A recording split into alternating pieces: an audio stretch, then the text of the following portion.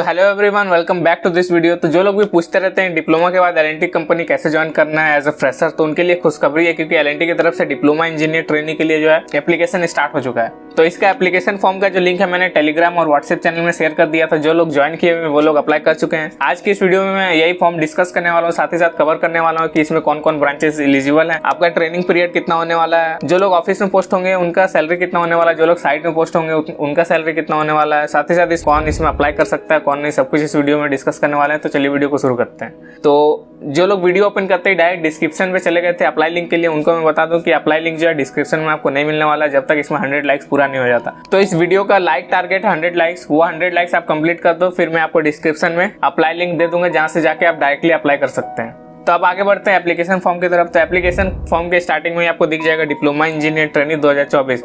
जो आपका लोकेशन होने वाला है वर्क लोकेशन पैन इंडिया, मतलब आपको पूरे इंडिया में कहीं भी हो सकता है, ऑल ओवर इंडिया में हर जगह इसका प्रोजेक्ट चल रहा होता है। अब हम आगे बात करते हैं कि इसमें कौन कौन से ब्रांचेस एलिजिबल हैं। तो साफ यहाँ पे मेंशन किया हुआ है इस साल 2024 में जो इसका एप्लीकेशन फॉर्म आया है उसमें सिर्फ सिविल, मैकेनिकल, इलेक्ट्रिकल ये तीनों ब्रांच तो हर जगह एलिजिबल रहते ही हैं। साथ ही साथ mechatronics, electronics and instrumentation, automobile, environmental, health and safety, fire safety, environmental, computer science and IT, उसके बाद इंस्ट्रूमेंटेशन एंड कंट्रोल और सर्वे, ये सारा ब्रांच इसमें एलिजिबल है। तो कोई भी स्टूडेंट्स अगर इस ब्रांच से बिलोंग करते हैं और वो अपने फाइनल ईयर में है तो इसमें अप्लाई कर सकते हैं। तो डिप्लोमा इंजीनियर ट्रेनिंग, जिसको शॉर्ट फॉर्म में डीटी भी बोलते हैं, इसका ट्रेनिंग पीरियड जो है वो 12 मंथ्स का होने वाला है। मतलब जब भी आप जिस दिन भी आप ज्वाइन करोगे उस दिन से आपका 12 मंथ तक आपका ट्रेनिंग पीरियड रहेगा, और ट्रेनिंग पीरियड में आपका जो पोस्ट रहेगा वो ट्रेनिंग का रहेगा, और 12 मंथ का ट्रेनिंग पीरियड जो है वो खत्म होने के बाद एज अ एम्प्लॉय कंपनी में आपको ऑब्जर्व कर लिया जाएगा। अब बात कर लेते हैं इसका सैलरी का। तो ट्रेनिंग पीरियड में जो आपको कंपनसेशन मिलने वाला है, यानी कि जो सैलरी या स्टाइपेंड जो भी आप बोल सकते हो, तो अगर आप एल&टी के किसी ऑफिस में पोस्टेड रहते हैं, जो आपका सैलरी होने वाला है वो पूरे साल में 2.5 लाख का होने वाला है। मतलब मंथली अगर देखा जाए तो 20,833 बन रहा है। अब इसमें भी आपका कुछ डिडक्शन होता है जो कि आपका पीएफ में कटता है, कुछ टैक्स कटता है थोड़ा बहुत, उसके बाद इंश्योरेंस के लिए थोड़ा बहुत कटता है। तो लगभग आपका 2,000 से 2,500 तक डिडक्शन हो सकता है। उसके बाद सब डिडक्शन होने के बाद जो आपका इनहैंस सैलरी होगा वो 18,000 के आसपास होने वाला है। तो जो भी लोग साइट पे पोस्टेड होते हैं उनका सैलरी अलग होता है, उनका थोड़ा ज़्यादा होता है।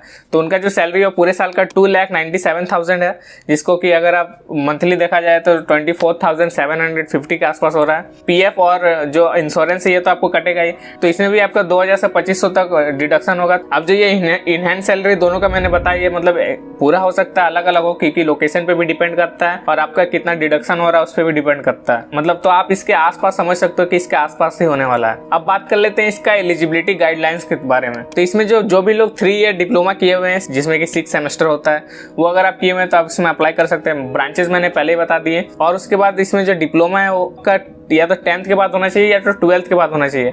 अगर आप ITI के बाद लेटरल एंट्री के थ्रू डिप्लोमा कर रहे हैं तो इसमें आप अप्लाई नहीं कर सकते। उसके बाद डिप्लोमा से पहले या फिर डिप्लोमा के बाद आपका ग्रेजुएशन अगर हो चुका है तो भी आप इसमें अप्लाई नहीं कर सकते, चाहे वो किसी भी स्ट्रीम से हो, आर्ट्स, साइंस, कॉमर्स या फिर इंजीनियरिंग से ही क्यों ना हो। तो इसमें जो 3 ईयर या 6 सेमेस्टर डिप्लोमा लिखा हुआ है तो इसमें बहुत लोगों को डाउट आता है कि लेटरल एंट्री अप्लाई कर सकते हैं कि नहीं। अगर आप ITI के बाद लेटरल एंट्री के थ्रू डिप्लोमा करें तो इसमें अप्लाई नहीं कर सकते, लेकिन आप अगर 12th के बाद लेटरल एंट्री के थ्रू डिप्लोमा करें तो आप इसमें अप्लाई कर सकते हैं, क्योंकि इसमें अलग से कहीं लिखा हुआ नहीं कि वो लोग अप्लाई नहीं कर सकते। क्योंकि वो जो डिप्लोमा है वो भी 3 ईयर या 6 सेमेस्टर का ही डिप्लोमा होता है। बस 12th के बाद उनका जो एडमिशन होता है वो लेटरल एंट्री के थ्रू डायरेक्ट 2nd ईयर में होता है। उसके बाद इसमें साथ साथ आपको लिख दिया या तो आपका SSC और इक्विवेलेंट यानी कि जो 12th है वो होना चाहिए, या फिर आपका HSC high school certificate examination यानी कि आपका 10th या 12th है, उसके बाद डिप्लोमा है तो आप इसमें अप्लाई कर सकते हैं। अब बहुत लोगों को बैकलॉग के ऊपर डाउट आता है, तो बैकलॉग के लिए भी यहाँ पे डायरेक्ट मेंशन कर दिया है। अगर आपका पहले कोई बैकलॉग था जिसको आप क्लियर कर चुके हैं, या फिर अभी कोई बैकलॉग है जो कि अभी भी एक्टिव है, तो आप इसके लिए एलिजिबल नहीं है। अब बात कर लेते हैं कि एज के बारे में। एज वाला बहुत ही ज्यादा इंपॉर्टेंट है, क्योंकि जो लोग पास आउट हो चुके हैं उनको एज के बारे में थोड़ा ध्यान रखना पड़ेगा। तो इसमें अप्लाई करने के लिए आपका डेट ऑफ बर्थ होना चाहिए 1 जुलाई 2002 से लेकर 30 जून 2006 तक। इसके बीच में अगर आपका डेट ऑफ बर्थ है, ये दोनों डेट को मिला के तो आप इसमें अप्लाई कर सकते हैं। तो अब एलिजिबिलिटी गाइडलाइंस का लास्ट में जो पॉइंट लिखा है वो आप ध्यान से देख सकते हो। इसमें जो लिखा हुआ है कंपनी के पास राइट्स है, जो भी रिक्वायरमेंट यहाँ पे दिया हुआ है या फिर जो भी एलिजिबल ब्रांचेस दिया हुआ है या एलिजिबिलिटी क्राइटेरिया दिया हुआ है, इसको कंपनी चाहे तो चेंज कर सकती है।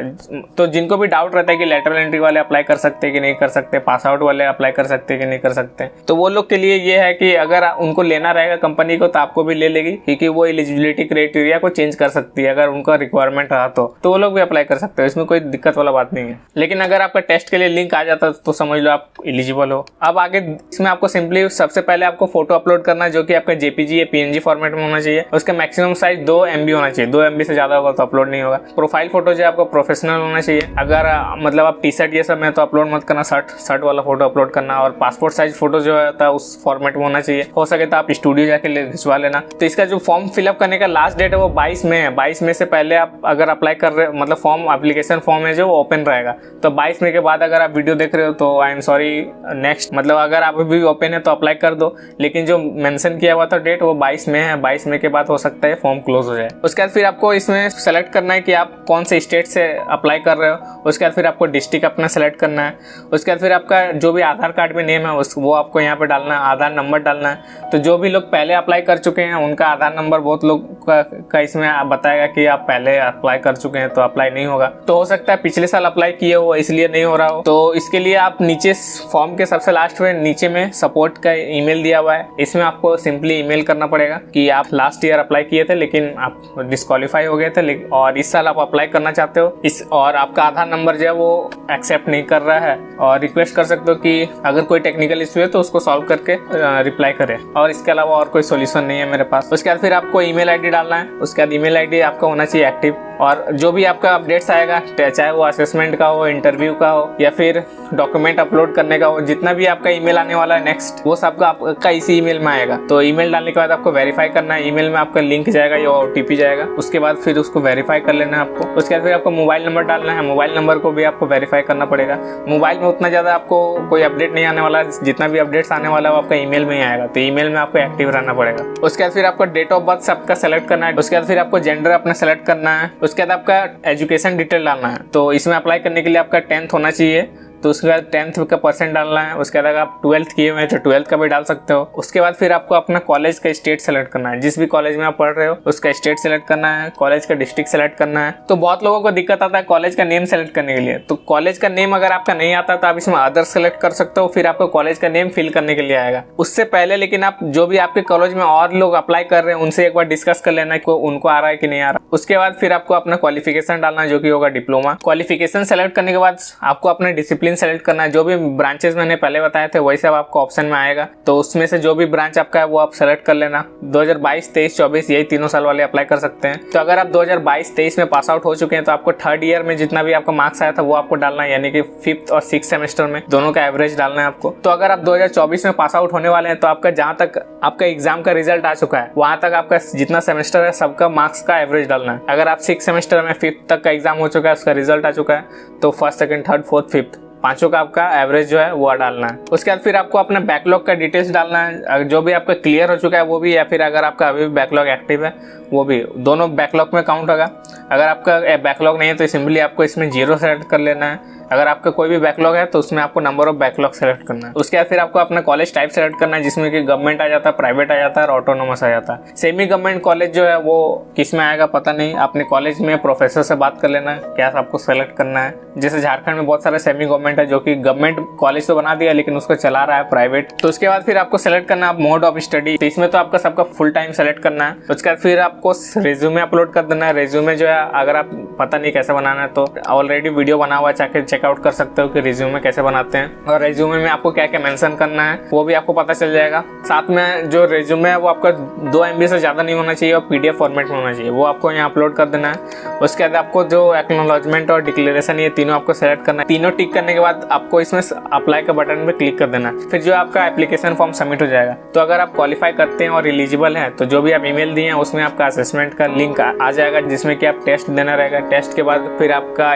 टेस्ट में अगर क्वालिफाई करते हैं तो आपका इंटरव्यू होगा। इंटरव्यू में क्वालिफाई कर जाते हो तो मेडिकल होगा। और टेस्ट जो होने वाला आपका लैपटॉप में ही हो सकता है, जिसमें कि आपका वेब कैम है, या फिर अगर आप कंप्यूटर पे तो आपके पास वेब कैम प्लस माइक होना चाहिए। लैपटॉप पे तो लैपटॉप पे ऑलरेडी रहता है कैमरा और माइक्रोफोन, तो उसमें आपको जरूरत नहीं पड़ेगा। अब जो L&T कंपनी है वो डिप्लोमा इंजीनियर ट्रेनिंग के हायरिंग में या फिर हायरिंग के बाद भी कोई भी पैसा चार्ज नहीं करती है। तो कोई भी अगर आपको कहीं से व्हाट्सएप से या कहीं से कोई फॉर्म आता है जिसमें कि आपको बोला जा रहा है कि आपको डॉक्यूमेंट वेरिफिकेशन के लिए आना है, आपको पहले इतना पे करना पड़ेगा, तो समझ लेना कि वो फ्रॉड है। और ये फॉर्म फिलअप करने के बाद जो भी आपका कम्युनिकेशन होगा वो आपका ईमेल के थ्रू ही होगा। उसके बाद जो ईमेल आने वाला वो आपका या तो lntedutech.com की तरफ से आएगा, या तो lntecc.com की तरफ से आएगा, या फिर larsentogrow.com की तरफ से आएगा।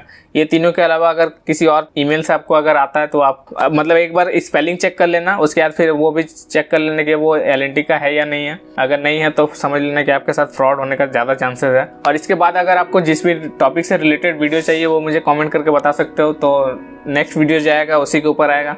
और डिस्क्रिप्शन में आपको व्हाट्सएप चैनल का लिंक मिल जाएगा, तो जाके ज्वाइन कर लेना। जो भी मुझे कुछ शेयर करना रहेगा मैं आपको व्हाट्सएप चैनल और टेलीग्राम चैनल पे शेयर कर दूंगा। बाकी मैं मिलूंगा आपसे नेक्स्ट वीडियो में, तब तक के लिए बाय।